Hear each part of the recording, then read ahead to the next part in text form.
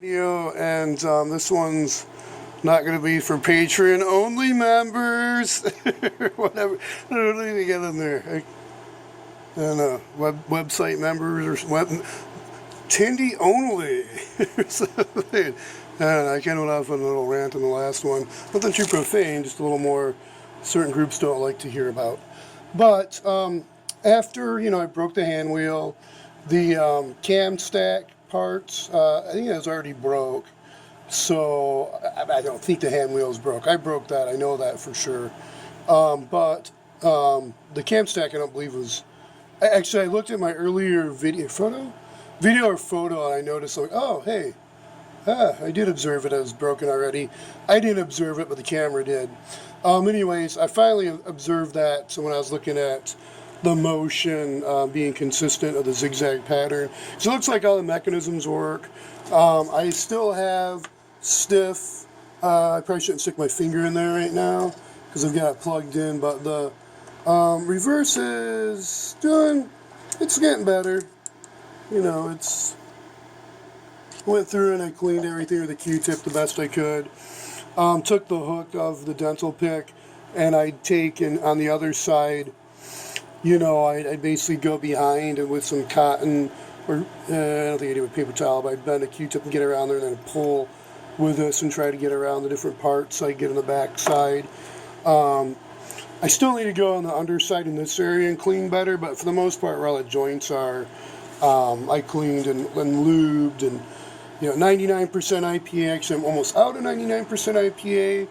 Started off with a Baby Love yesterday, and then I switched over to Tri-Flow. Decided to skip it. I didn't really want to waste it, but I got a big bottle of it, and I don't really want to use that on most of my machines. I think I'm just going to stick with these sintered bearing machines, just because I think from a maintenance perspective and just general safety for the planet, less fluorines, not by not by choice. I'll just kind of not get PTFE everywhere. But I did want to get a big pool of it and residual on the floor and whatever gunk was in here prior. It was pretty gross. So I did the Walmart carb cleaner on pretty much everything. I tried not getting any of the plastic areas and up top here, but definitely doused this area on down good. And then up in here, this area, I probably shouldn't have with some of the plastics, I guess, but let that dry. I've got the fan on in there, so get some air sucked out of here. Vacated for a few to get the air exchange, and then came back down, and then liberally. Actually, before I did put Baby Love. I did, actually I thought it was upstairs. I did after I sprayed it before I went upstairs. I did Baby Love over everything again, so there was that kind of thinned out mineral oil. It's already kind of thin. I think it's a thin mineral oil. But it works great for cleaning. It seems to work okay for sewing, but you really should use like a lily white oil or I guess better. But 9 to 23 CST, viscosity oil, mineral we'll go with. So, I don't know, molybdenum or tungsten disulfide, like the PTFE additive. I don't know. Maybe it's not bad. I don't know. But I don't know the polymers, so that's a problem. Reactivities where PTFE is definitely inert. I really don't know about the molybdenum and tungsten disulfide. I think they'd be, but I don't know. Maybe under certain conditions not. But anyways, so got this loose to where it's I can hand turn it. So I said, okay, and this was using the DeWalt Power Drill, 99% IPA. Today, after I came back down from carb cleaning, bend her back over. I got this tuna style container, so it sits right about here when I lay it back, so it doesn't hit it. The knobs don't hit on the ground or hit on the tabletop.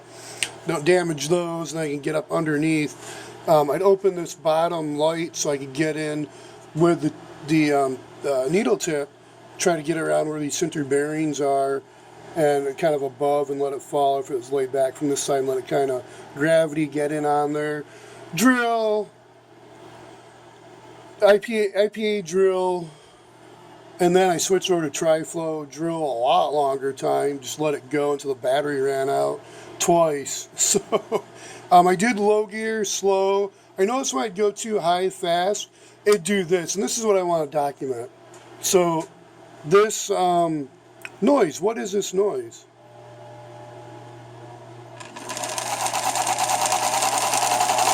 Right there.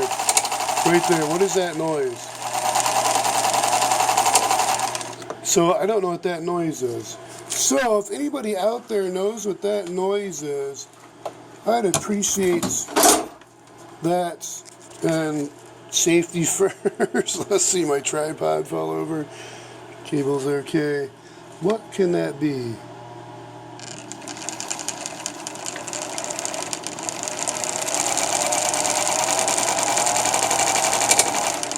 What is that noise? So if anybody knows what that noise is, I'd appreciate feedback. I'm going to unplug this now and call it good. And wonder what that noise is, and wonder if instead of planning to use this as a parts mule machine, now that I can 3D print a new hand wheel and the parts I need, I might just use this as a machine.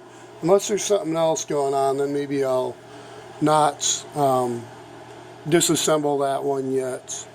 So, and maybe I'll just remove this mechanism, switch it out into there, and then rebuild that mechanism. I guess it'd be pattern selection gear. That's probably bad on that. So that's about all. Yeah, pretty excited. Okay. Wow, almost 7 minutes. Take care. Be safe out there. Bye for now.